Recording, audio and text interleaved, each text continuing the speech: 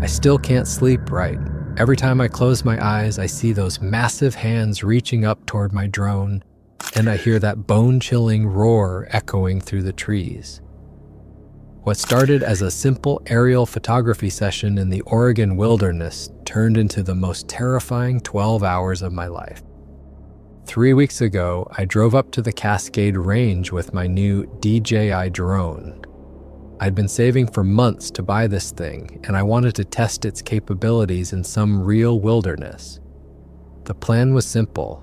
Spend the day flying around, getting some epic forest footage, maybe catch some wildlife shots if I got lucky. I parked my truck at a trailhead about 10 miles outside of a small logging town. The area is pretty remote, thick old-growth forest as far as you can see, with hiking trails that most people avoid because they're not well maintained. Perfect for drone photography without worrying about other people or restricted airspace. The morning was clear and cold, probably around 40 degrees. I hiked about a mile in from the road to get away from any potential interference, then set up my equipment on a small rocky outcrop that gave me a good view of the surrounding forest. The drone launched perfectly. I spent the first hour just getting a feel for the controls and filming some standard forest canopy shots. Nothing too exciting. Just dense trees, a few small clearings, and a stream winding through the valley below. The footage was beautiful, exactly what I'd hoped for when I planned this trip.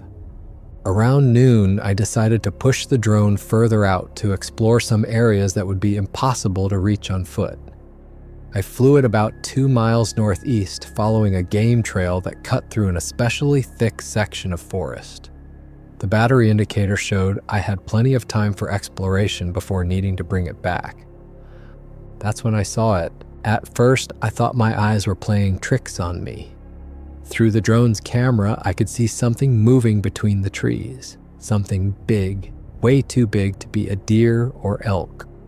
I maneuvered the drone closer, trying to get a better angle through the thick canopy. The first glimpse was just a dark shape moving through the undergrowth. But there was something wrong about the way it walked.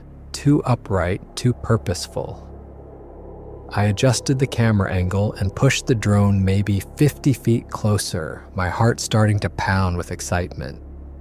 This could be the wildlife footage I've been hoping for. That's when I got my first clear look.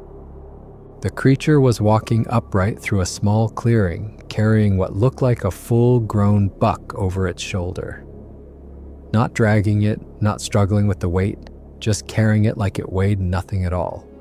The deer's antlers spread at least 3 feet across, and its body had to weigh close to 200 pounds, but this thing carried it like I'd carry a backpack. My hands started shaking as I zoomed in. This thing had to be at least 8 feet tall, maybe 9, covered in dark brown, almost black hair from head to toe.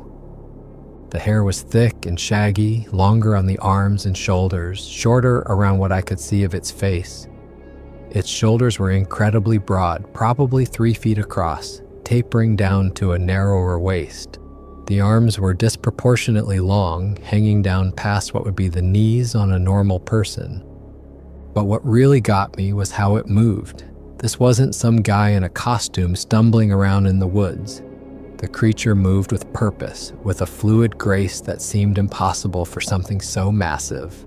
Every step was deliberate and silent, even carrying a 200-pound deer. Its gait was different from a human's.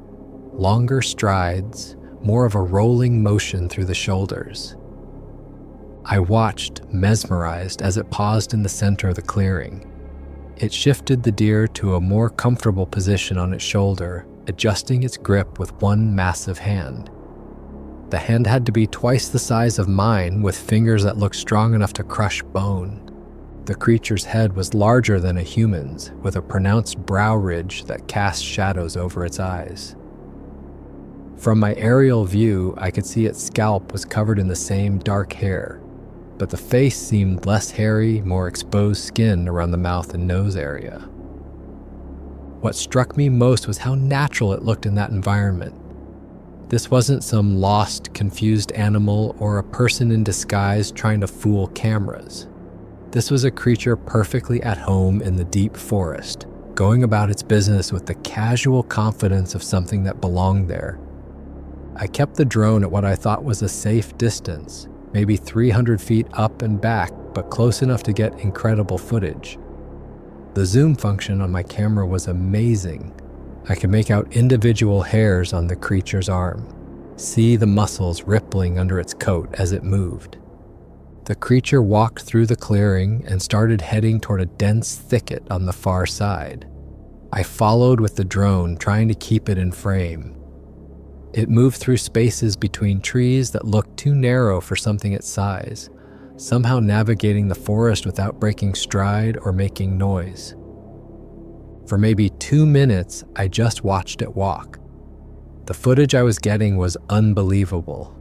Clear, steady shots of what was obviously not a known animal. This was going to change everything.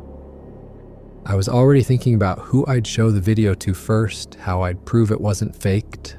I thought I was being careful, staying quiet and hidden high above the forest canopy. I was wrong. The creature suddenly stopped dead in its tracks. It dropped the deer carcass and slowly turned its head upward, looking directly at my drone. Even through the camera feed, I could see its eyes. They weren't animal eyes. They were intelligent, aware, and absolutely furious. This thing knew exactly what my drone was and that someone was watching. For maybe 5 seconds, we just stared at each other through the camera. The creature's mouth opened, revealing teeth that looked more human than animal, and it let out a roar that I could hear even from 2 miles away, even over the drone's rotors. The sound made my blood run cold. It wasn't just loud, it was filled with intelligence and rage. This thing understood that it was being observed, and it was not happy about it. Then it started running, not toward the trees, not away from the clearing, directly toward my drone's position. And it was fast, faster than anything that big had any right to be. I panicked. All my careful planning went out the window as I yanked the controls, spinning the drone around and flying it back toward me at maximum speed. The display showed I was hitting nearly 30 miles per hour. But when I looked at the camera feed, the creature was keeping pace below, crashing through the forest like a freight train.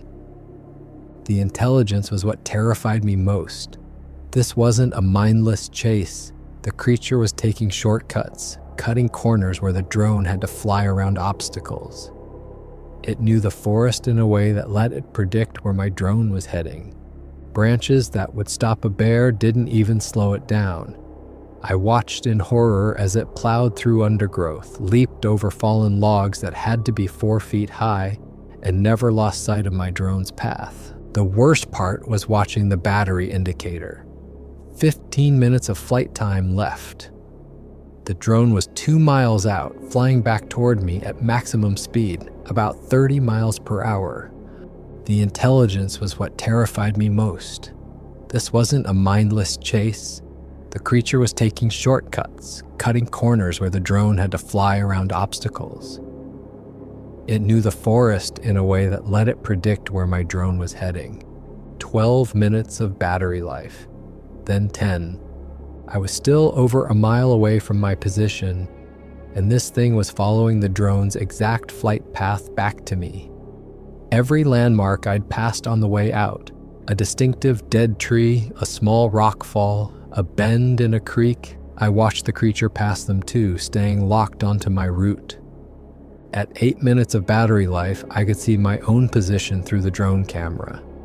The rocky outcrop where I stood looked impossibly small and exposed from above. There was nowhere to hide, nowhere to run, except back into the forest. That's when I made a decision that probably saved my life. I threw the controller down and started running. I didn't wait to see what happened to the drone. I grabbed my backpack and sprinted toward the tree line, crashing through brush and jumping over logs. Behind me, I could hear the drone's motors getting closer, then suddenly cutting out as the battery died. I looked back once as I reached the trees. The creature had emerged from the forest maybe 200 yards away, moving at that same terrifying pace. It reached my equipment pile and stopped, bending down to examine the drone controller I'd abandoned. Even from a distance, watching it handle the device was chilling. It picked up the controller carefully, turning it over in its massive hands like it was trying to understand what it was. Then it looked up, scanning the area until its eyes locked onto me. For a moment, we stared at each other across the clearing. The creature straightened to its full height, close to 9 feet tall, with shoulders that looked like they belonged on a linebacker. Its face was more human than I'd realized, with intelligent eyes that seemed to be studying me, calculating. Then it crushed the controller in one hand. I heard the plastic crack even from 200 yards away. The creature dropped the pieces and started walking toward me. Not running now, walking. Like it knew I couldn't escape and was in no hurry. I crashed through the underbrush, branches tearing at my jacket and face. Behind me, I could hear heavy footsteps and the sound of trees being pushed aside. The creature wasn't running anymore.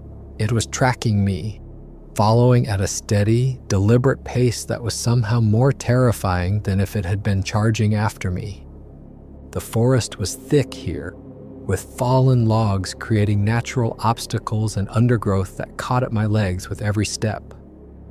I tried to use this to my advantage, weaving between trees, jumping over deadfall, anything to slow down something that size. But every time I thought I was gaining distance, I'd hear those footsteps again. Not closer, but not farther either. The creature was maintaining a steady distance, like it was hurting me somewhere specific. After about 20 minutes, I had to stop. My lungs were burning and my legs felt like jelly. I crouched behind a fallen log, trying to control my breathing and listen. The forest had gone completely silent. No birds, no insects, no wind in the trees. Just the sound of my own heartbeat pounding in my ears and my ragged breathing. Then I heard it. The snap of a branch, maybe 50 yards behind me. Then another, closer. The creature was still following, moving carefully now, probably trying to figure out exactly where I was. I forced myself to start moving again, but quietly this time. No more crashing through the brush. I tried to step only on rocks and fallen logs, anything that wouldn't leave tracks or make noise. The next 2 hours were the longest of my life. I'd move for 10 or 15 minutes, then stop and listen. Every time I'd hear those heavy footsteps somewhere behind me, sometimes closer, sometimes farther, but always there. The creature was playing with me. It could have caught me at any point. I was exhausted, lost, and making enough noise for something with its hearing to track easily. But it stayed back, following at a distance that kept me terrified but alive. Twice I thought I'd lost it completely.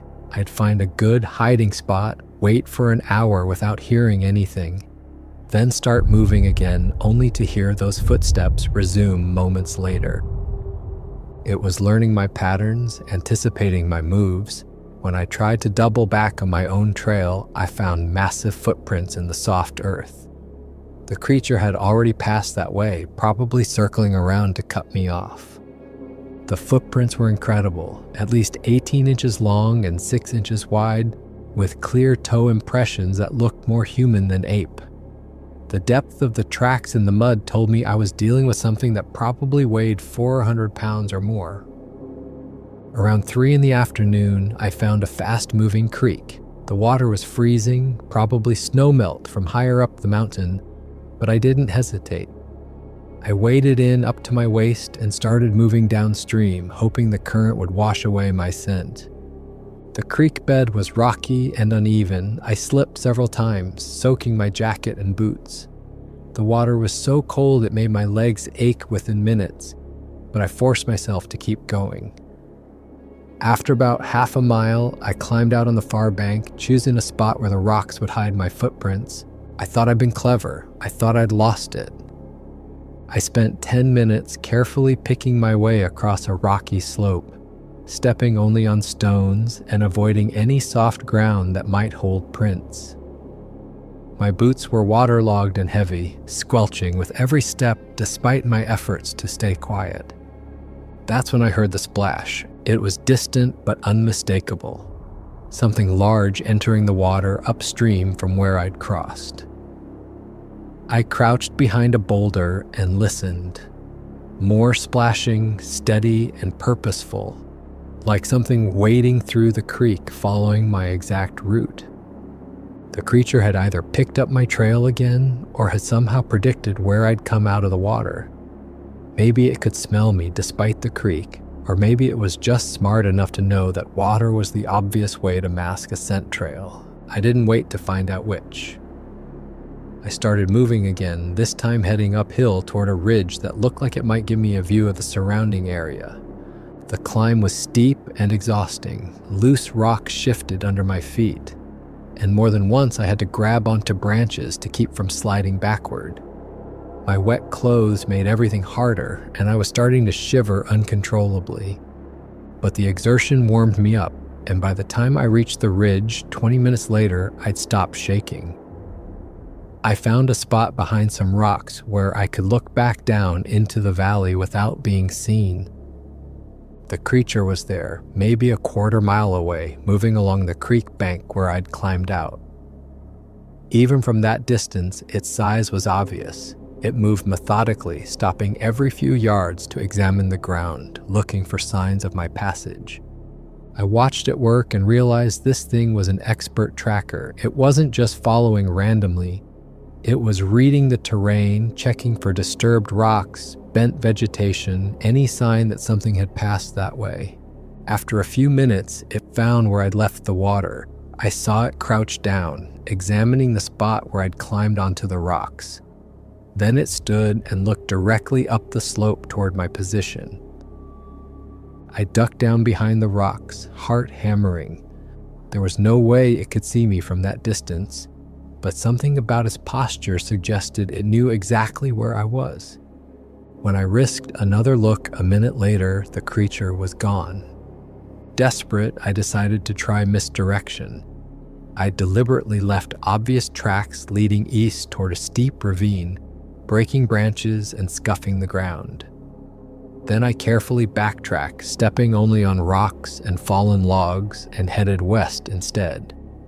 I found a thick patch of evergreen trees and crawled underneath the low-hanging branches, barely breathing. From my hiding spot, I had a clear view of the false trail I'd created. 20 minutes later, the creature appeared. Seeing it up close, moving silently through the forest, was absolutely terrifying. Its stride was probably 4 feet long, and despite its size, it barely made any noise. The dark hair covering its body was thick and coarse, almost like a bear's coat, but darker. Its face was more human than ape, with a broad forehead and deep-set eyes that seemed to be constantly scanning the forest. The head was massive, probably twice the size of a human skull, with a pronounced sagittal crest running down the center that gave it an almost dinosaur-like profile. Its neck was thick and powerful, blending seamlessly into shoulders that looked like they could support a small car. But what struck me most was the deliberate way it moved. Every step was placed with precision, avoiding dry leaves and branches that might make noise. Its arms swung naturally at its sides, hanging down to just above where its knees would be. The hands were enormous, with fingers that looked strong enough to snap a baseball bat in half. It followed my false trail exactly, pausing occasionally to examine broken branches or disturbed ground. I could see its nostrils flaring as it moved, clearly using scent as much as visual tracking. The creature's intelligence was obvious in how it read the trail. It didn't just follow the obvious signs, it was looking for patterns, checking for anything that seemed out of place or forced. Twice it stopped and looked around, as if sensing something wasn't quite right about the direction I'd supposedly gone. At one point, it crouched down next to a branch I'd deliberately broken, examining it closely. Even from 50 feet away, I could see it turning the branch over in its hands, studying the break pattern. It knew someone had damaged that branch intentionally, but it still followed the trail toward the ravine. I watched as it disappeared over the ridge, then waited another 30 minutes before moving. I was starting to think I might actually escape. That confidence lasted exactly 10 minutes. I was working my way west through a section of younger trees when I caught a whiff of that musky smell again.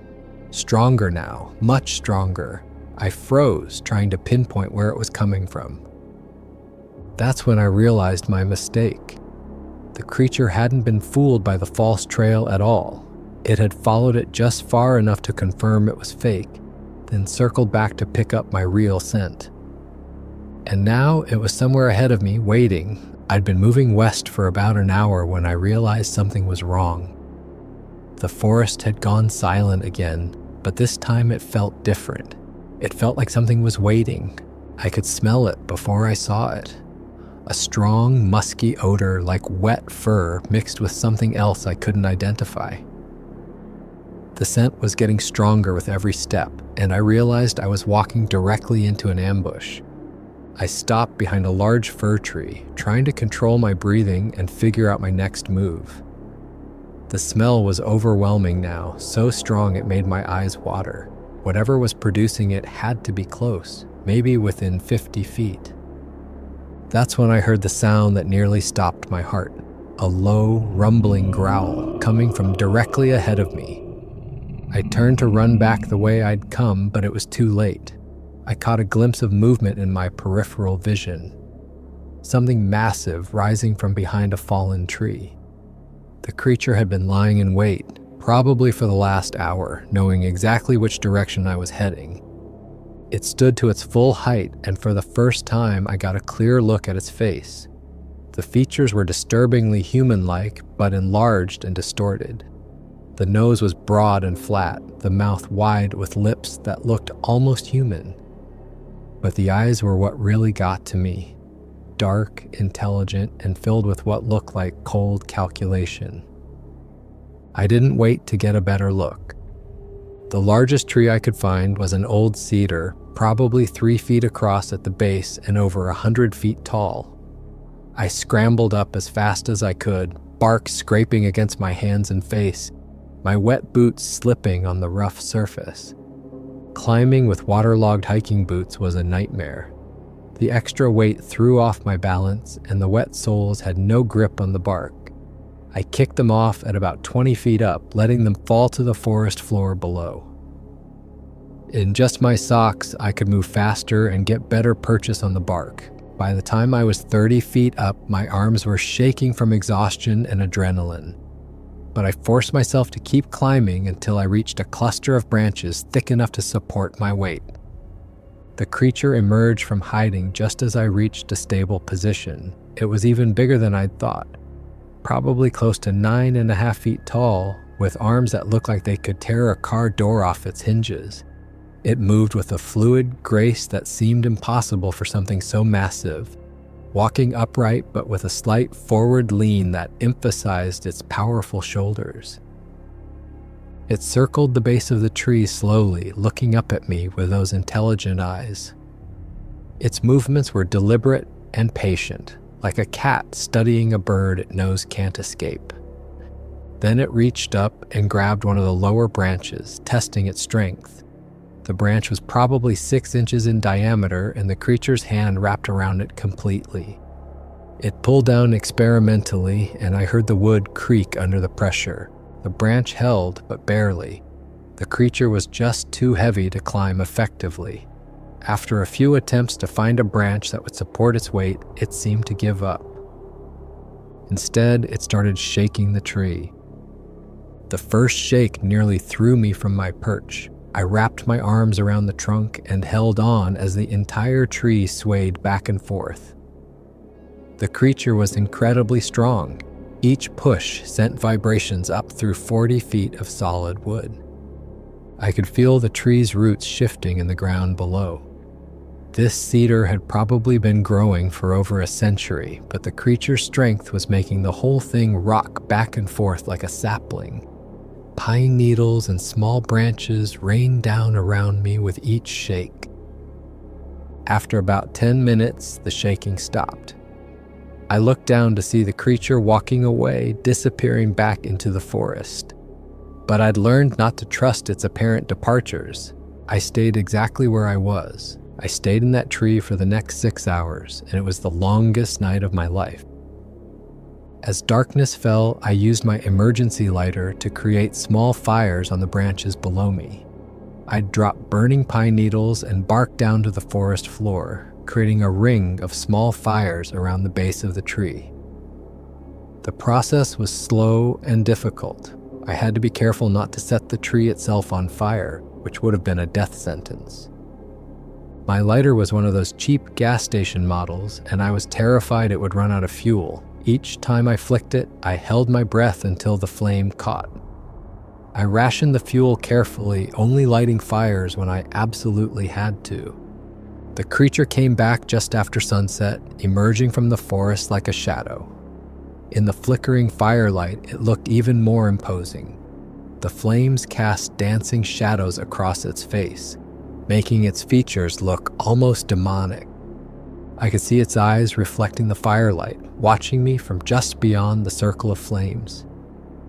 It never came closer, but it never left either. Sometimes I'd catch glimpses of movement in the darkness beyond the fires, a massive shape-shifting position, always staying just out of the light. Around midnight, one of the fires started to die down. I dropped more pine needles and bark, trying to keep it burning, but the creature immediately moved closer. It stayed just at the edge of the light, testing the boundaries, seeing how close it could get before I reacted. I spent the whole night feeding those fires, dropping burning debris whenever one started to fade. My hands were covered in small burns from handling hot pine needles, and my lighter was running dangerously low on fuel. The cold was almost as bad as the fear. October nights in the mountains get down into the 30s, and I was still wearing wet clothes from my creek crossing. I shivered constantly, my teeth chattering so hard I was worried the sound would attract more attention. But every time I started to doze off, I'd hear movement below. A branch breaking, leaves rustling, the soft thud of heavy footsteps on forest floor. The creature was still there, still watching, still waiting for me to make a mistake. Around 3 a.m, my lighter finally died. I flicked it repeatedly, but nothing happened. The fires below me started to fade one by one, and I watched in growing terror as the circle of light shrunk. That's when I heard it start to move, not toward the tree, but around it, circling just outside the dying firelight. I could track its position by the sound of its footsteps, methodical and patient. When the last fire died, I was left in complete darkness. The forest was so thick that barely any starlight filtered through the canopy. I couldn't see more than a few feet in any direction, but I could smell that musky odor getting stronger, and I knew it was moving closer. First light revealed the creature sitting motionless about 50 yards away, exactly where it had been all night. It looked almost patient, like it was willing to wait as long as necessary. In the gray morning light, I could see details I'd missed before. Scars across its chest and arms, probably from fights with other animals, and the way its massive hands rested casually on its knees as it watched me. I had 2 energy bars and maybe 6 ounces of water left in my bottle. My mouth was dry as cotton, and my stomach was cramping from hunger and stress. I couldn't stay in the tree forever, but I also couldn't see any way to get past that thing. That's when I came up with a plan. It was desperate and probably stupid, but it was the only option I could think of. I tied my remaining energy bars to small rocks using the paracord from my emergency kit. The knots had to be perfect. If the bars fell off before the creature found them, the whole plan would fail. I practiced the throws a few times without releasing the rocks, trying to gauge the distance. Then I hurled them as far as I could to the left, trying to make them land at least 100 yards away in a thick section of forest. The creature immediately got up and went to investigate. It moved with that same fluid grace, disappearing into the trees toward where I'd thrown the food. As soon as it was out of sight, I scrambled down the tree and ran in the opposite direction. The bark tore at my sock-covered feet, but I ignored the pain and kept moving. I had maybe a 3-minute head start before the creature would realize it had been tricked, and I intended to make the most of it. I made it maybe a quarter mile before I heard the roar. The sound echoed through the forest like a freight train full of rage and frustration. The creature had found the energy bars and realized what I'd done. Within seconds, I could hear it crashing through the trees behind me, and this time there was nothing careful or patient about its pursuit.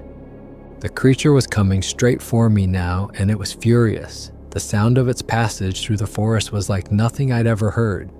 Trees creaking and snapping, brush being demolished, rocks being kicked aside. It sounded like a bulldozer tearing through the woods. I could see my truck through the trees ahead, maybe 300 yards away, parked at the trailhead where I'd left it almost 24 hours earlier. The sight of that familiar blue paint through the forest was the most beautiful thing I'd ever seen. But 300 yards might as well have been 3 miles. The creature was gaining ground fast, and I was already exhausted from a sleepless night in a tree. My legs felt like rubber, and my lungs burned with every breath. 200 yards from the truck, I could hear the creatures breathing behind me. It was so close I could smell that musky odor over my own sweat and fear. I didn't dare look back, but I could hear individual footsteps now, each one hitting the ground like a sledgehammer. At 150 yards, I tripped over a fallen log and went down hard, cutting my hand on a sharp branch. Blood started flowing immediately, but I didn't have time to stop and deal with it. I scrambled to my feet and kept running, leaving a blood trail that would make me even easier to track. 50 yards from the truck, I could feel the creature right behind me. The sound of its breathing was so loud it drowned out everything else. I could feel the ground shaking with each of its footsteps, and I was sure that any second I'd feel those massive hands grab me from behind. That's when pure luck saved my life. A low-hanging branch caught my shoulder and spun me to the right, sending me stumbling off my original path toward a cluster of boulders. Instead of correcting course toward the truck, I kept running in that direction, using the rocks as cover. The creature, following my previous trajectory, overshot my position by maybe 20 yards. I heard it crash through the spot where I would have been if I hadn't been deflected by the branch. Those 20 yards gave me the seconds I needed. I burst out of the tree line and onto the gravel access road, fumbling for my keys with shaking, bloody hands. My fingers were so slick with blood and sweat that I nearly dropped the keys twice before getting them into the lock. The truck started on the first try, something I'll be grateful for the rest of my life. The engine turned over with that beautiful mechanical roar that meant safety and civilization and escape.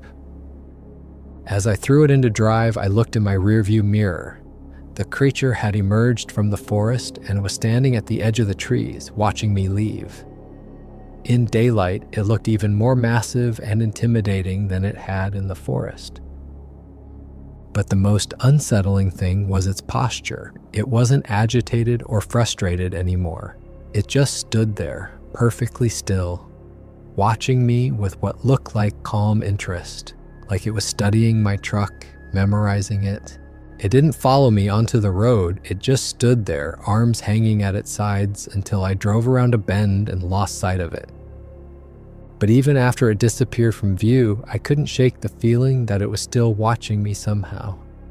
I drove those mountain roads faster than I ever had before, taking curves that should have been taken at 25 miles per hour at nearly double that speed.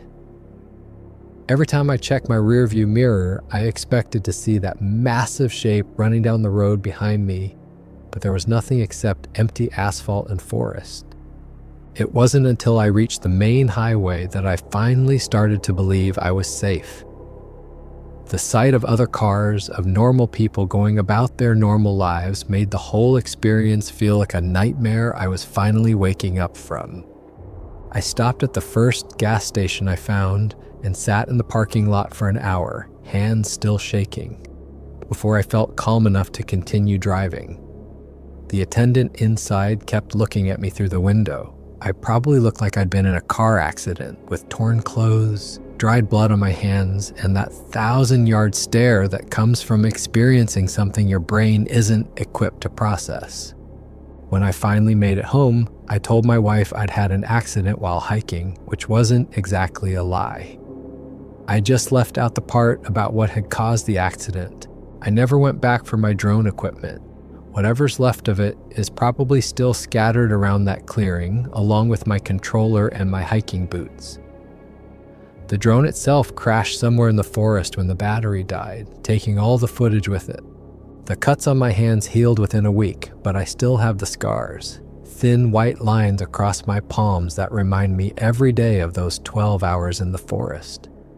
I told the doctor who treated them that I'd fallen while hiking, and he didn't ask too many questions.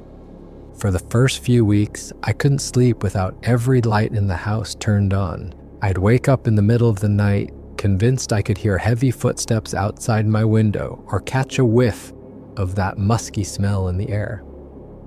I've looked at satellite images of that area dozens of times, trying to figure out where exactly I encountered the creature. But the forest is so thick that you can't make out any details from above. Just an endless green canopy that could hide anything. What bothers me most about the whole experience isn't the fear, though that was certainly real. It's the intelligence I witnessed. This wasn't some primitive beast acting on instinct. The creature showed tactical thinking, patience, and problem-solving abilities that suggested a level of cognition I wasn't prepared for. The way it tracked me, set up ambushes, and seemed to predict my movements.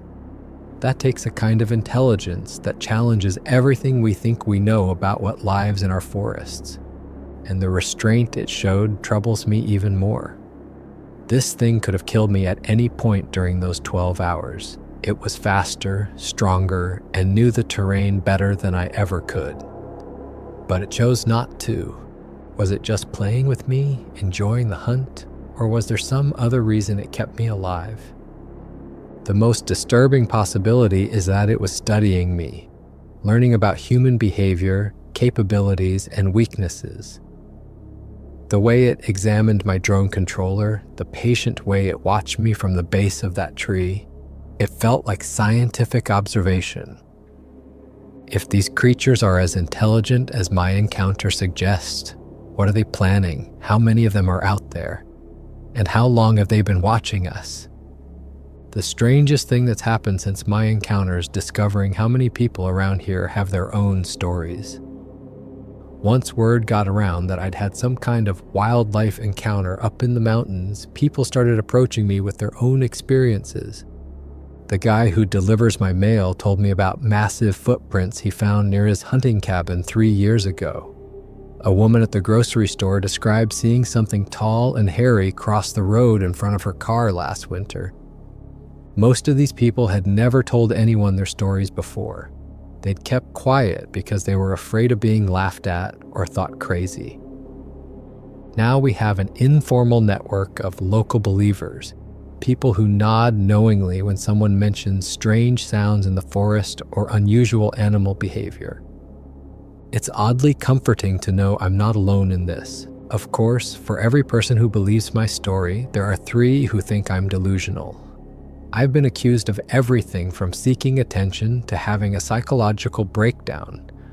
The most common explanation people offer is that I saw a bear standing upright carrying a deer that somehow followed my drone for 2 miles and then stalked me through the forest for 12 hours. I don't argue with these people anymore. I know what I saw, and I know the difference between a bear and what was chasing me through those woods.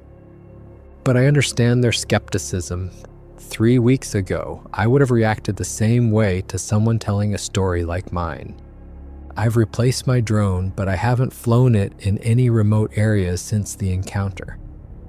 The new one has better cameras, longer battery life, and more sophisticated tracking features. Sometimes I think about what I might have captured if I'd had this equipment 3 weeks ago.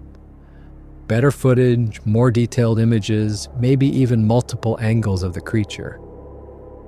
But then I remember how quickly everything went wrong, how my careful planning fell apart the moment that thing started chasing me. Better equipment might have gotten me better evidence, but it also might have gotten me killed. Part of me wants to go back, not to the exact same spot. I'm not that reckless, but to those mountains in general. With better equipment, more preparation, maybe I could find more evidence. Motion-activated cameras, thermal imaging equipment, professional recording gear. But another part of me thinks that would be the worst possible decision. The creature let me leave once. It might not be so merciful a second time. There's also the ethical question of whether I have the right to intrude again. These beings, whatever they are, have obviously gone to great lengths to avoid human contact. They've developed sophisticated strategies for remaining hidden, and they've been successful at it for decades or centuries. Who am I to violate that privacy for the sake of my own curiosity or need for validation? Still, late at night when I can't sleep, I find myself planning return trips. Different routes, better gear, more careful approach strategies. I tell myself it's just theoretical planning, but I know I'm probably fooling myself. The truth is, part of me needs to know if what I experienced was real or if my mind created it under extreme stress. Another encounter, even a distant one, would confirm that I'm not losing my sanity. But it might also get me killed. This experience has changed how I think about wilderness areas. I used to see forests as peaceful, predictable places where the biggest dangers were getting lost or injured. Now I understand that there are things living in those deep woods that we don't know about, don't understand, and probably can't control. It's made me more cautious, but also more curious. I pay attention to animal behavior in ways I never did before. I notice when forests go quiet, when birds stop singing, when something feels off. I've also become more interested in local history and folklore. Stories that used to sound like mythology now seem like historical accounts. I don't know what I'm going to do with my story long term. Part of me thinks the world deserves to know that these creatures exist. If there's a population of unknown primates living in our forests, that's scientifically significant. But another part of me worries about what would happen if the story went viral. Treasure hunters, thrill seekers, and curiosity seekers flooding into those mountains, disrupting whatever delicate balance has allowed these creatures to remain hidden for so long. The creature I encountered showed remarkable restraint. It could have killed me easily, but it chose not to. Do I have the right to betray that mercy by exposing its existence to the world? Here's what I know for certain. There's something living in the deep forests of the Pacific Northwest that doesn't match any known species. It's large, intelligent, and remarkably elusive. It's been successful at avoiding human contact for decades, maybe centuries. And 3 weeks ago, I accidentally stumbled into its world. I was lucky to walk away from that encounter, lucky that the creature chose to let me go rather than eliminating a potential threat. Lucky that my truck started when I needed it most. I don't know if I'll ever fully understand what I experienced out there, but I know it was real. The scars on my hands are real. The memories that wake me up at night are real. Whatever that creature was, wherever it came from, it's still out there in those mountains, still hunting, still hiding, still watching. And now it knows that at least one human has seen it clearly and lived to tell the tale. I just hope it doesn't decide that was a mistake. For more interesting footage, check this out.